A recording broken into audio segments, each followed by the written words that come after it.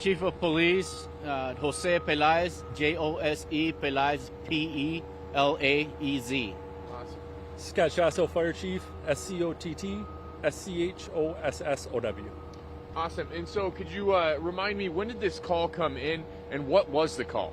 Yeah, at approximately 12:20 p.m., the St. Charles Police Department received a report from a bystander that one of the grain elevators behind me was about to collapse.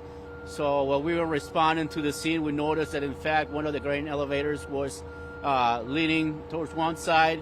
When we got there, around the same time the fire department got there, we noticed there's a few cracks around the structure, and it was starting to leak some product out of it. So due to safety concerns, with recommendations from the fire department, we initiated evacuation here from the nearby businesses, and we shut down the main highway here, Highway 74 through town.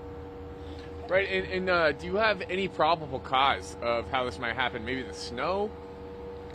Scott? I do not at this point, no. Awesome. And given, we can see crews kind of behind you clearing up the mess a little bit, kind of what are the next steps? Maybe do you have any information on who this grain belongs to, and kind of, what the next steps are in terms of, getting it all cleared up, and what crews are working on as they can see behind you? The fire department is still on scene cleaning up.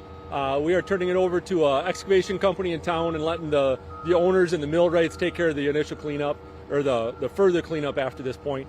We're just trying to get the railroad tracks open and all the streets open for the public. Awesome. And have you guys been in contact with the owner at all? Obviously, does he know about this? Yep, he's on scene now in his office. Okay, obviously. Okay, and just kind of, could you talk to me a little bit more about what you guys have going on behind you and kind of the cleanup process and where you guys are at right now with this railroad especially? Yep, so we're just trying to get the corn off the tracks and the metal off the tracks. We're working with the railroad to figure out what the distance is off the tracks that we need to have cleaned yet tonight to open up that. We're working on it now, and then we'll turn it over to the excavation company. Has there been any notice of damage to the tracks, or is it just a matter of clearing debris off? No, it's just debris on the tracks at this point that we know of. Yeah, and then the railroad will have to do their inspection right after that, obviously, to make sure everything looks good there. So. Right, and do you guys know at all how much grain was in these two bins here? Only the one bin was mostly full from my understanding. The second bin was empty. When the first bin tipped into the empty bin, we helped that one down for safety reasons. And do you know how long you guys will be here clearing this out at all? Should be wrapping up shortly, I would say 15, 30 minutes.